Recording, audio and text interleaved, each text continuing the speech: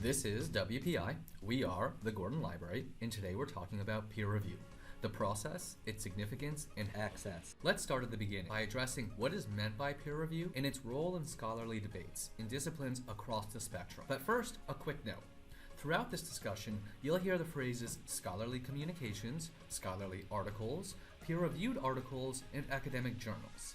And often, insiders will use these phrases interchangeably as they all generally speak to the same kind of information resource, which is to say, an academic caliber work that is, wait for it, peer-reviewed. So, what is peer review? Peer review is essentially the vetting process for academic researchers when they are exploring the potential publication of their research in something like an academic journal. In this way, think of it as a kind of quality control, which helps to maintain the trajectory, conceptual coherence, and standards of a particular field.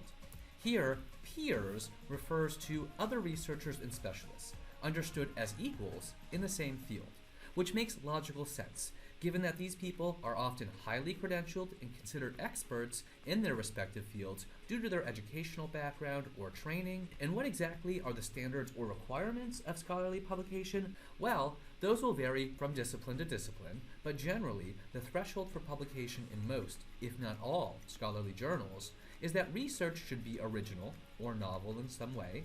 It should be meaningful and meaningfully contribute to scholarly debates in a substantial way, and it should conform to previously established techniques or ideals. Generally, the process of submitting research to a journal is anonymous, which ensures that nepotism, bias, or favoritism do not encroach upon the publication process. Panning out, the peer review process begins with research. And once data has been collected and analyzed, it's time to show the world and your community of scholarly peers.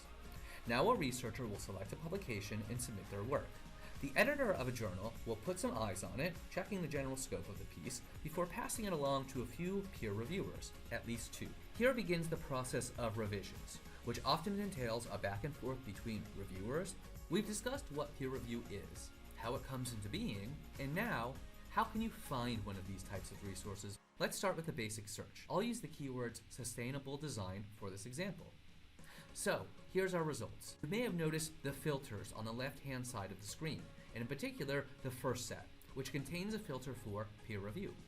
Go ahead and click on the filter, and see your search results will be refined. You can further work with other filters, online accessibility, date, resource type, etc. Now comes the difficult part, actually reading the articles. If you have any further questions, please contact us at the Gordon Library. Thanks for stopping by.